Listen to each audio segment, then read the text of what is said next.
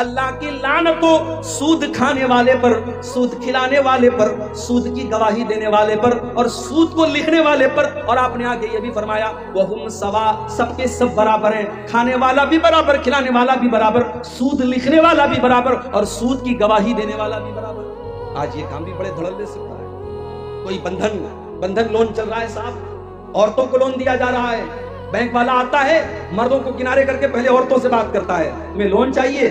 पहले से बीवी बेचारी उसको उसके शौहर ने सिखाया, बोल देना हाँ चाहिए, लाख 2 लाख रुपए का लोन बड़ी आसानी से मिल जाता है, हर महीने ब्याज भरा जा रहा है। मेरे भाई ये मसला आपको किसने बता दिया कि ब्याज का सिर्फ लेना हराम है? अल्लाह के नबी फरमाते हैं ब्याज खाने वाले पर भी अल्लाह की लानत और ब्याज खिलाने वाले पर भी। और एक बात और सुन लो,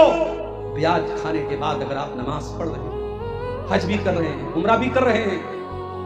इस बात का डर है कहीं हमारी इबादतें हमारे मुंह पर मार